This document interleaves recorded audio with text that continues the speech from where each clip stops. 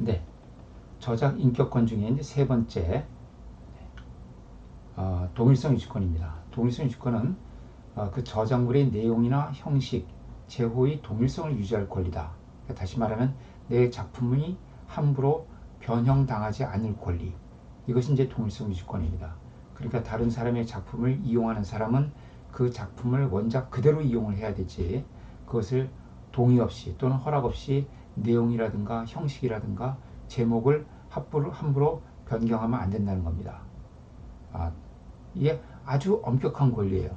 우리 판례를 보면요, 올챙이 송이라는 그 어린이들 부르는 노래 있는데 그거 음표 하나 바꿨다고 동일성 유지권 침해라고 했어요. 네. 그래서 아주 엄격한 권리이기 때문에 또 실제 많이 문제가 된다 하는 점을 유념을 해두시고요. 다만 이와 같은 경우에는 이 동일성 유지권이 제한되는데, 다시 말하면 변경을 해도 되는 경우가 있습니다. 예외적으로 어떤 경우가 있냐면은 그 밑에 보는 것처럼 학교 교육 목적상 부득이한 경우, 예를 들어서 토지라는 소설을 중학교 1학년 교과서에 그 지문으로 게재를 하려고 하는데 마침 그 부분에 비속어가 섞여 있다거나 또는 중학교 1학년의 수준에서는 알기 어려운 한자어가 사용되었을 때 그것을 뭐 평어로 이렇게 바꾼다거나 또는 쉬운 용어로 바꾸는 거, 이런 것들은 허락 없이 가능하다는 겁니다. 다만 학교 교육 목적상 부득이한 경우, 부득이하다는 게 좀 애매한 말이죠. 예. 그러나 이제 뭐 그것은 이제 뭐 결국 최종적으로 법원이 과연 이게 부득이한 변경이냐 아니냐는 법원에서 판단하겠습니다만은, 하여튼 기준은 이렇게 돼 있다. 교육 목적상 부득이한 경우입니다. 두 번째로는 건축물의 증축, 개축, 그 밖의 변형. 예를 들어서 남산타워의 한 귀퉁이가 벼락을 맞아서 손상이 됐는데 이것을 수선하려고 보니까 종전 재료가 똑같은 재료를 구할 수가 없는 거예요.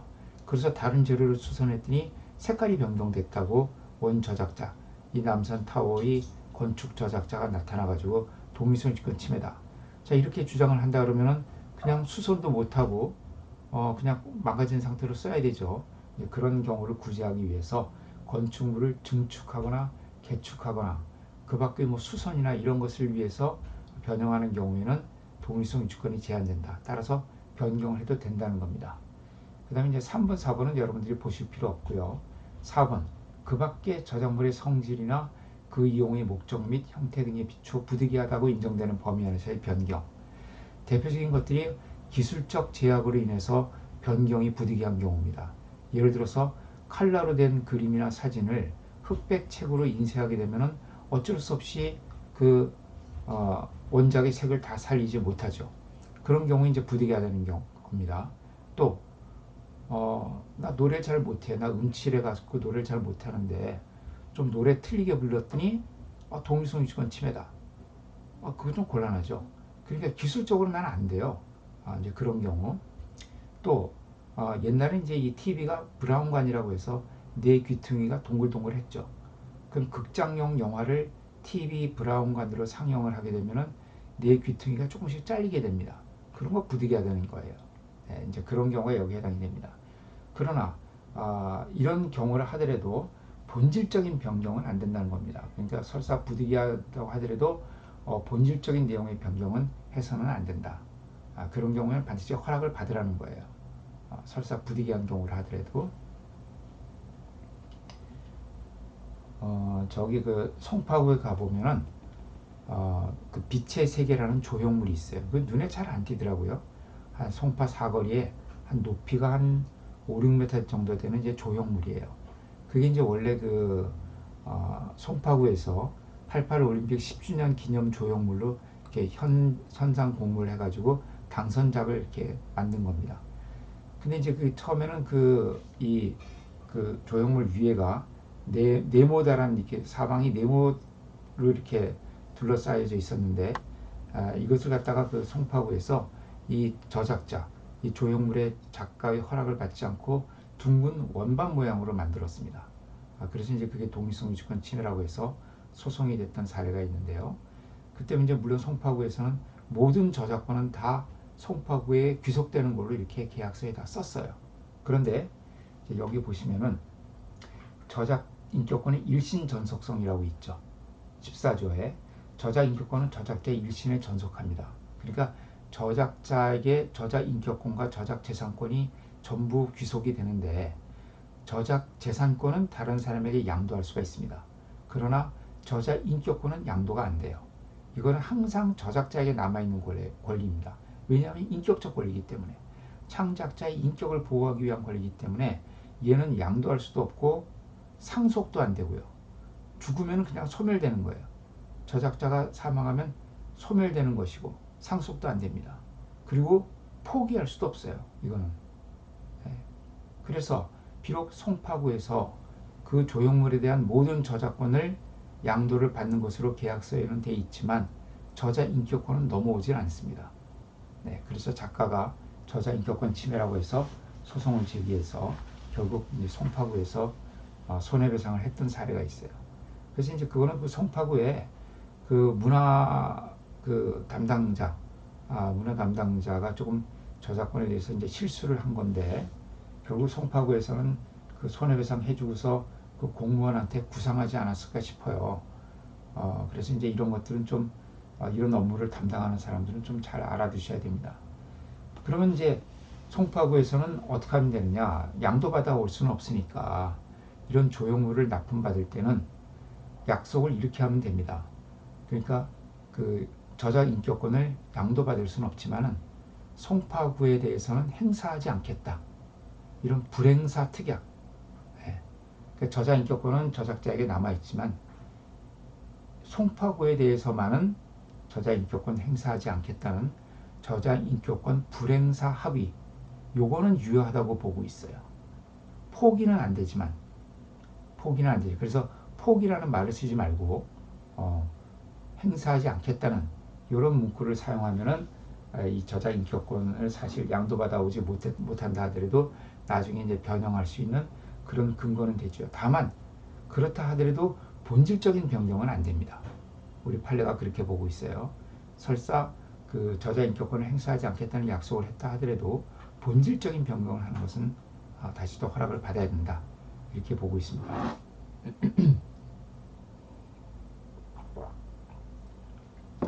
그 다음에 공동저작물의 경우에는 아까 말씀드렸죠.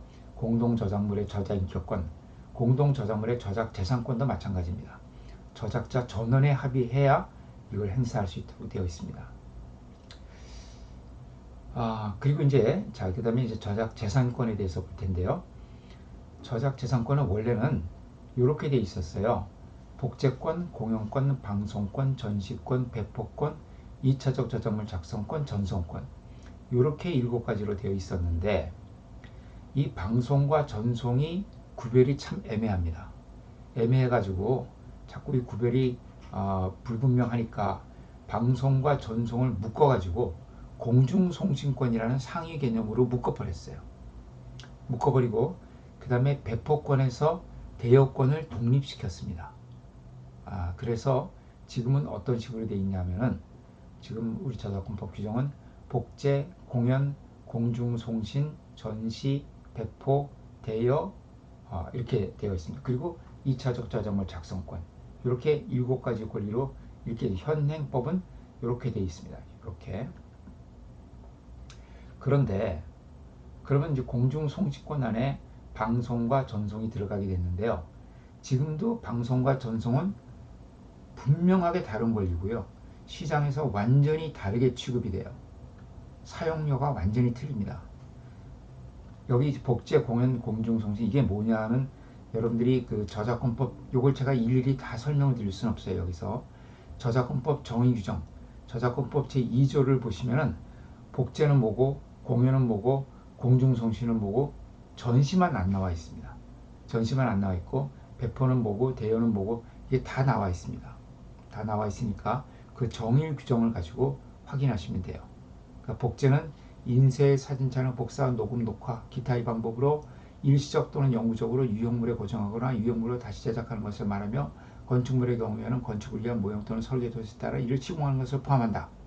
이런 식으로 저작권법에 쭉 정의가 되어 있거든요. 이 저작권법에 나와 있는 정의 규정은 사전에서 보는 뜻풀이하고는 틀립니다.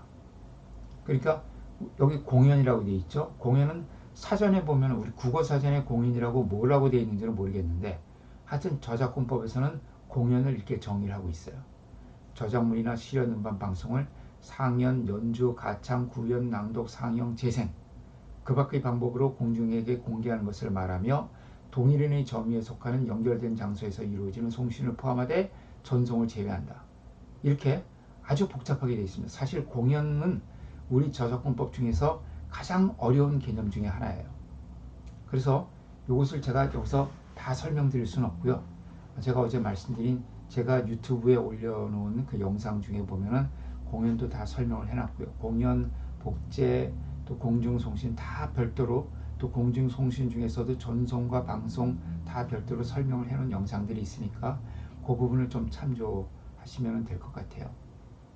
다만 이제 여러분들이 주의를 해줘야 될 거는 요 내용들이 전부 우리 저작권법의 정의 규정이 있기 때문에 내가 지금 하고 있는 행위가 이게 무슨 행위에 해당되는 것인지, 과연 무슨 허락을 받아야 되는 것인지, 내가 복제의 허락을 받아야 되는 것인지, 내가 전송 허락을 받아야 되는 것인지, 배포 허락을 받아야 되는 것인지, 공연 허락을 받아야 되는 것인지 하는 것은 내 행위가 이 정의 규정 어디에 해당되는지를 보시고서 판단을 하셔야 됩니다. 그리고 잘 이해가 안 되면은 판례도 보시고 교과서도 찾아보시고요. 왜냐하면 공연 같은 거는 굉장히 어려운 개념이기 때문에 실제 사실 정규정 보고서는 판단이 굉장히 어려워요. 예를 들어서 우리 뭐 월드컵이라든가 올림픽 같은 거 하면은 길거리 그 응원 같은 거 많이 하잖아요. 길거리 응원 나가면 이제 뭐 큰 대형 전광판 같은 거 보면서 우리가 응원을 하게 되는데, 그럼 그 대형 전광판에서 나오는 게 뭐냐? 이게 방송이냐 공연이냐 하는 것들은 상당히 어려운 문제입니다. 그래서 그런 것들은 이제 교과서나 이런 것들을 보시면서 좀 판단할 필요가 있다. 다만 여기서 이제 제가 한 가지 이제 설명드리고 싶은 거는 전송과 방송의 구별이에요.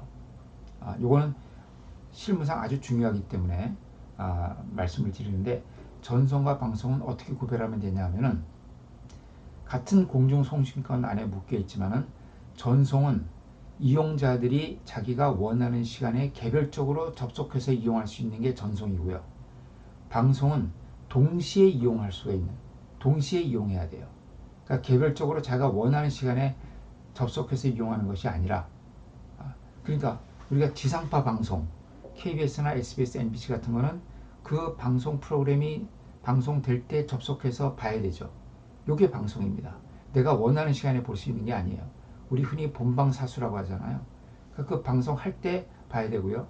재방송도 재방송할 때 봐야 돼요. 그러나 같은 컨텐츠지만, 같은 드라마지만 이렇게 지상파에서 본방과 재방송할 때는 방송이지만은 그것이 그 방송되고 나서 KBS면 KBS, MBC면 MBC 홈페이지에 들어가 보면 다시 보기 서비스라고 있죠. 이건 내가 원하는 시간에 다시 볼 수 있는 거 아니에요? 요거는 전송입니다. 전송. 그래서 어떤 음악이 드라마에 사용됐어요. 드라마에 어떤 음악이 사용됐다. 그래서 그게 방송이 됐어요. 방송된 후에 또 전송이 됐습니다. 다시 보기 서비스로. 그러면 음악 저작권자들은 사용료를, 방송에 대해서도 사용료를 받고요. 전송에 대해서도 사용료를 받아요. 그럼 방송 사용료는 어떻게 되어 있냐면은 매출액의 1.2%입니다. 그런데 전송 사용료는 매출액의 10.5%예요. 거의 10배 차이가 나는 거예요. 10배까지는 안 되지만. 그러니까 그만큼 틀려요. 왜? 전송이 소비자 입장에서 훨씬 편하죠. 내가 원하는 시간에 들을 수 있으니까. 그러니까 그만큼 사용료가 높아요.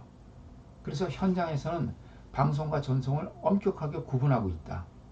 그래서 비록 공중송신이라는 걸로 묶여 있지만은 분명하게 구별해 줘야 된다 하는 것을 이제 이해를 하셔야 됩니다. 근데 왜 그러면 공중송신으로 묶었냐 하면은 이게 방송인지 전송인지 애매한 서비스들이 많이 나오기 시작했어요. 기술이 발달하니까. 자, 디지털 기술이 발달하니까 이런 서비스가 나오기 시작을 했습니다. 우리가 종전에 아날로그 방송 같은 건요, 채널이 5번, 7번, 9번, 11번, 13번 이런 식으로 돼 있죠. 이것은 왜냐하면 이제 아날로그 이 주파수는 이것이 파장이 길기 때문에 간섭 효과 때문에 띄어야 돼요. 이게 붙어 있으면요, 채널이 붙어 있으면은 간섭 효과 때문에 이제 혼선이 생기는 거죠. 그런데 디지털 기술이 되면서 디지털 방송이 되면서 이런 제한이 없어졌습니다. 채널을 무한대로 개설할 수가 있어요.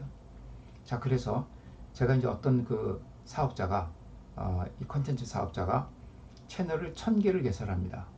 1000개를 개설하고 1번 채널에서는 A곡만 틀어줘요. 2번 채널에서는 B곡만 틀어줘요. 3번 채널에서는 C곡만 틀어줘요. 그러면 소비자 입장에서는 A곡을 듣고 싶으면 1번 채널에 들어가면 되죠. C라는 곡을 듣고 싶으면 3번 채널에 들어가면 돼요. 물론 들어가면 이제 거기서 방송이 되고 있기 때문에 내가 처음부터 들을 수는 없어요. 처음부터 들을 수는 없지만 조금 기다리면 처음부터 들을 수가 있어요. 거의 전송과 차이가 없죠. 그러니까 형식은 각 채널마다 방송이 이루어지고 있지만은 채널이 무한대로 개설되어 있기 때문에 소비자 입장에서 보면은 이거는 전송과 그 효과면에 있어서 거의 차이가 없습니다. 이런 서비스를 제공하면서 형식적으로 이게 전송 방송에 해당되니까 방송 사용료만 내겠다. 우리는 이런 문제가 생긴 겁니다. 실제로 그런 서비스가 있었어요. 그래서 이제 이런 경우를 그럼 어떻게 볼 거냐 해서 우리 한국저작권위원회에서도 이거 가지고서 한 6년 전인가요? 그때 이 전송과 이 방송을 구분하는 기준 가이드라인을 제정을 했었습니다. 그래서 지금도 이제 그 가이드라인이 나와 있는데 물론 이제 이것이 뭐 이제 유권적인 그런 해석은 아니에요. 그러나 혹시라도 뭐 재판이 되거나 그렇게 되면은 상당히 유용한 참고 자료가 될 것 같기는 해요. 그래서 이제 전송이냐 방송이냐 아니면 이제 뭐 디지털 음성 송신이라는 것도 있는데 우리 흔히 웹캐스팅, 팟캐스트라고 하는 이제 그런 것도 있습니다. 그것을 이제 구분하는 그런 가이드라인이 현재 제정되어 있다. 그만큼 이제 기술이 발달하면서 이 판단이 굉장히 어렵습니다. 그래서 어려워서 결국 공중송신이라고 묶어놨지만은 물론 공중송신 허락을 받으면은 다 할 수가 있죠. 전송도 할 수 있고 방송도 할 수 있고 디지털 음성 송신도 할 수 있고 뭐 팟캐스트, 웹캐스팅 다 할 수 있으면은 현재도 이렇게 공중송신이라고 묶여 있지만 공중송신 허락을 받는 경우는 거의 없어요. 왜냐하면 그 안에서 전송과 방송이 워낙 이 사용료가 차이가 크기 때문에 다 지금도 전송 사용, 방송 사용으로 따로 별도로 허락을 받고 있지 이것을 공중송신으로 허락을 받고 있지는 않습니다. 그래서 법의 체제는 이렇게 되어 있지만 종전 개념이 여전히 중요하다 하는 점을 알아주시면 되겠습니다. 여기 대여권이라는 것은 원래 대여권이 독립적으로 있던 게 대여권은 원래 배포권 안에 포함되어 있던 거예요. 배포라는 것이 뭐냐 하면은 저작물의 원본이나 유형물을 대가를 받거나 받지 않고 일반 공중을 대상으로 해서 양도 또는 대여하는 것이 배포입니다. 그러니까 팔거나 빌려주는 것이 배포의 개념이기 때문에 대여라는 것이 배포 안에 이미 포함되어 있어요. 그런데 왜 대여권을 그럼 독립시켰느냐? 이게 다른 나라의 체제가 다른 나라 법의 체제가 그렇게 돼 있고요. 그리고 이제 국제 조약에서 대여권을 인정을 하라고 이렇게 자꾸 얘기를 하니까 우리도 대여권이란 게 배포권에 들어있다 이렇게 설명하기보다는 그냥 아예 그냥 독립시켜 버리자 이렇게 해서 체제상 독립시켜 놓은 것이지 대여권이 옛날에 없던 권리를 만들어 놓은 건 아닙니다. 다만 대여권은 모든 저작물에 다 있는 것이 아니라 딱 두 개의 저작물에만 있어요. 뭐냐면은 상업용 음반과 상업용 컴퓨터 프로그램. 근데 우리나라에 상업용 음반 빌려주는 데 있어요? 상업용 프로그램 빌려주는 그런 영업이 있습니까? 오히려 저작물 빌려주는 영업은 뭐가 많아요? 도서, 책 빌려주는 거. 지금도 있죠. 만화방, 도서 대여점. 그 다음에 옛날에는 있었는데 지금은 거의 없어요. 비디오 대여점. 영상 저작물과 도서. 이게 그 대여가 어느 정도 활성화되어 있고 상업용 음반이나 상업용 프로그램은 사실은 대여가 아직 활성화되고 있지 않아요. 정작 줘야 될 때는 도서하고 영상 저작물이죠. 그런데 거기는 안 주고 있어요. 그러니까 도서 대여점 할 때 저작자들 허락 없어도 가능합니다. 그래서 그 도서 대여점, 도서 대여 행위에 대해서 대여권을 달라고 지금도 이 저작자들이 많이 청원을 하고 있습니다. 특히 어떤 사람들이냐면 만화책, 도서 대여점에서 많이 빌려주는 것이 만화책, 잡지, 무협지, 소설책이거든요. 이거를 100권 팔 수 있는데 만화책이나 무협지를 100권 팔 수 있는데 대여점에서 하나 사가지고 가서 100명을 상대로 해서 빌려줘서 나머지 99명이 안 사보거든요. 이제 이런 문제가 있기 때문에 이 도서에 대해서는 도서에 대해서 대여권을 달라고 많이 주장을 하고 있는데 아직까지 그것이 입법이 되고 있지 않습니다. 왜냐하면 이 도서 대여점들이 너무너무 영세해요. 영세해서 이 사람들이 사용료를 주면서까지 영업하기가 힘든 부분이 있고, 또 도서 대여점이 우리의 문화생활을 윤택하게 하는데 상당히 기여하는 부분들이 있기 때문에 이것을 사용료를 지급하도록 하게 해서 생기는 부작용보다는 아직까지는 이제 그 도서 대여점이 어느 정도의 이제 그런 궤도에 올라올 때까지는 이제 아직 대여권을 주고 있지 않습니다. 네. 근데 앞으로 뭐 이 대여점들이 상당히 큰, 요새는 보면은 이 대여점도 상당히 영업적으로 하는 그런 경우도 좀 볼 수가 있습니다. 그런 경우가 되면서 앞으로 어떻게 될지 모르겠습니다. 다만 우리나라는 이 대여권을 두 가지, 그러니까 상업용 음반과 상업용 프로그램에 대해서만 인정하고 있다 하는 점을 알아주시면 되겠고요.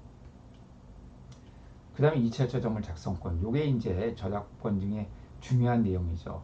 요것을 원작자가 갖고 있기 때문에 2차적 저작물을 만드는 사람은 반드시 원저작자로부터 허락을 받아야 된다.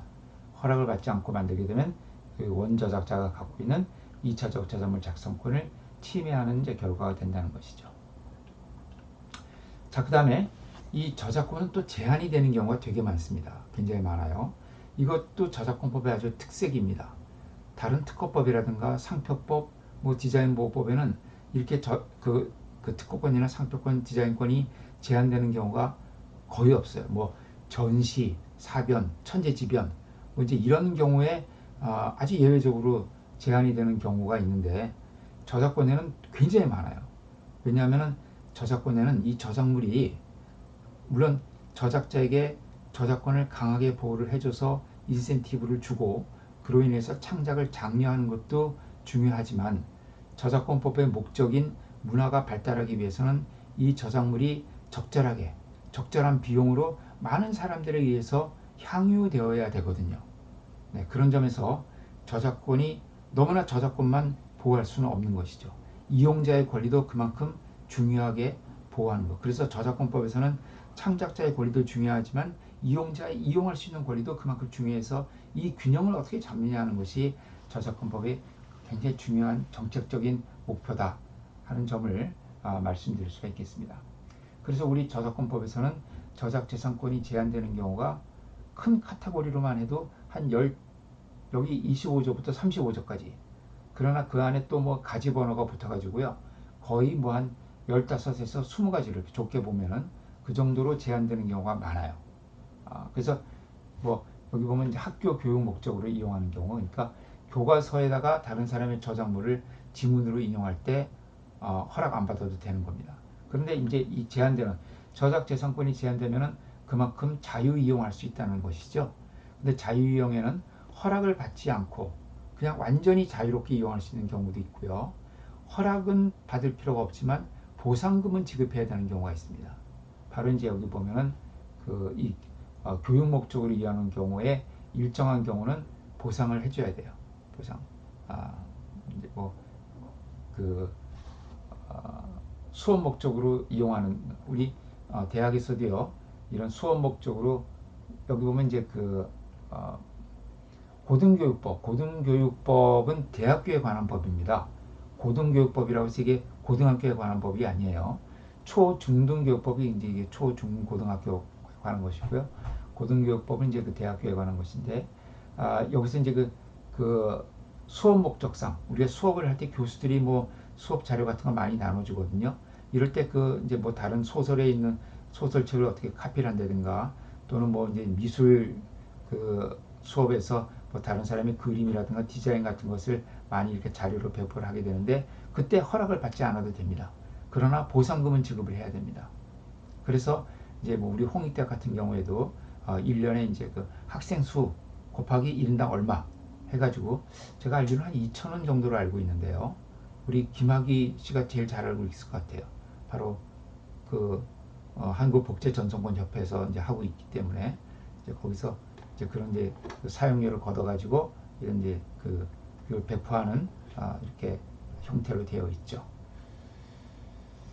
그다음에 뭐 시사 보도를 위한 이용, 그러니까 뭡니까? 야구 중계 같은 거 할 때, 아, 그 과정에서 보이는 거. 그러니까 야구 경기를 중계하는데 응원석에서 지금 부르고 있는 뭡니까, 응원가가 들린다든가, 이제 이런 것들이 시사 보도를 위한 이용이고요.